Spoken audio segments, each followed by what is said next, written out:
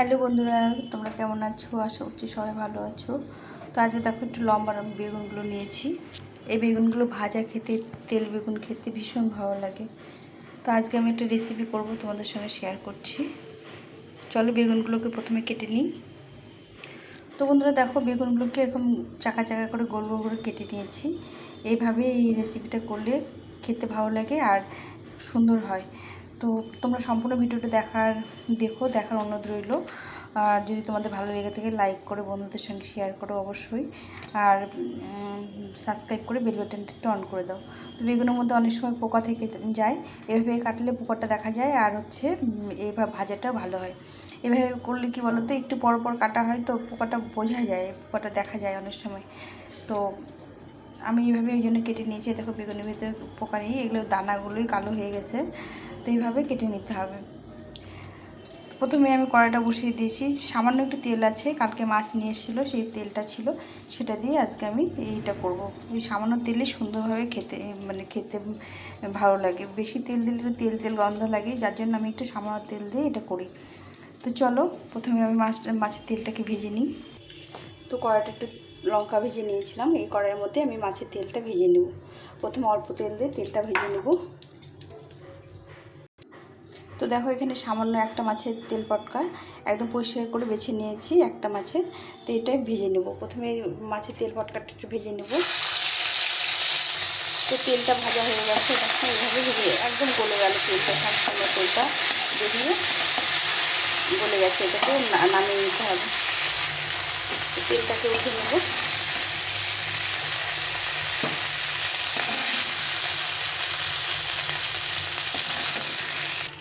এখন এই তেলে আমি আর কিছুটা তেল দিয়ে দেবো রান্না করার জন্য। একটু পরিমাণ মতো তেল দিয়ে দিলাম, একটা শুকনো লঙ্কা আর বেশ কিছুটা কালো জিরে ফোড়ন দিলাম। এখন আমি দিয়ে দেবো এখানে দুটো পেঁয়াজ কেটে রেখেছিলাম, পেঁয়াজ দুটো দিয়ে দিলাম। দিয়ে ভালো করে ভেজে নিতে হবে।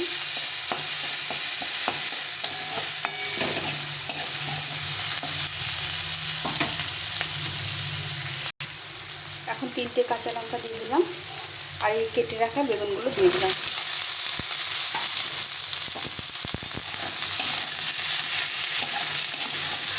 ভালো করে পেঁয়াজের সঙ্গে ভেজে নিতে হবে।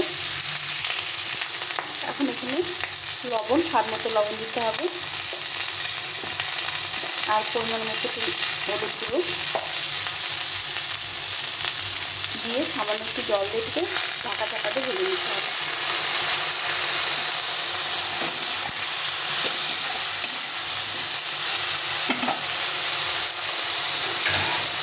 ঢাকা দিয়ে একটু নরম করে ভেজে নিতে হবে। লবণ হলুদটি একটু সেদ্ধ করে নিলাম। এখন এর মধ্যে দিয়ে দেবো সামান্য একটু জিরে গুঁড়ো আর কিছুটা লঙ্কা গুঁড়ো দিয়ে আবার ভালো করে এটাকে ভেজে নিতে হবে। এখন ঢাকা চাপা দিয়ে আস্তে আস্তে ভেজে নিতে হবে সুন্দরভাবে।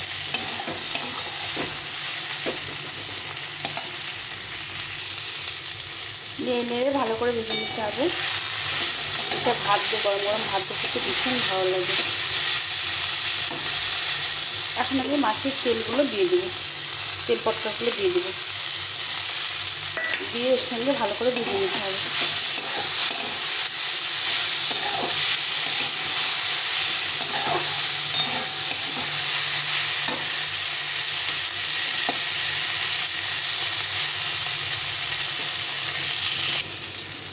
ভালো করে ভেজে নিতে হবে। দেখো কতক্ষণে ভাজা হয়ে গেছে, তেল ছাড়তে শুরু করে দিয়েছে।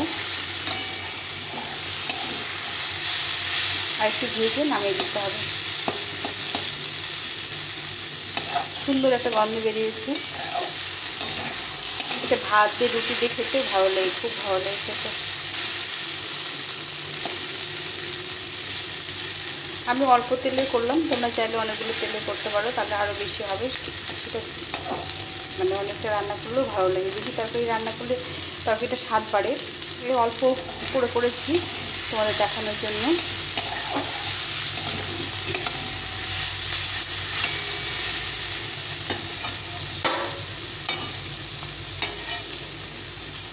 তো আমার হয়ে গেছে বেগুন তেল পটকাতে ভাজা। এখন আমি এটা উঠিয়ে নিই।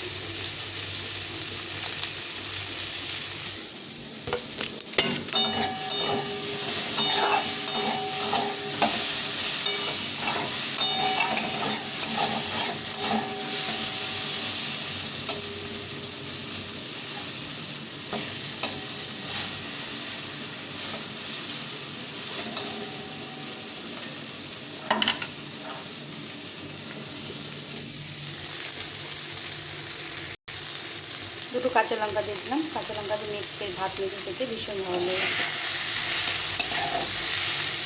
এখন আমার এটা হয়ে গেছে, একদম উঠিয়ে নিই। এখন এটা উঠিয়ে নিয়ে গরম গরম পরিবেশন করব।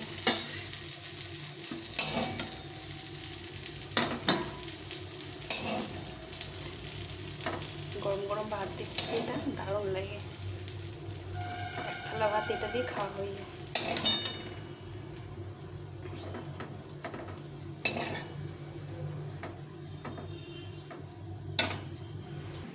তো বন্ধুরা, এই যে আমার হয়ে গেছে তেল পটকা ভাজা।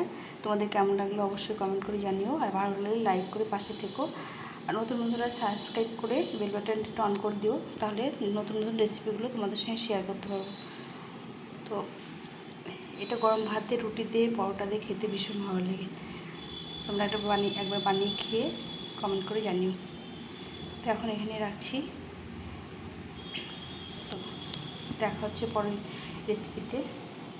সবাই ভালো থেকো, সুস্থ থেকো, আর এইভাবে ভিডিওগুলো বানাও। তোমরাও সবাই সবারটা দেখবো।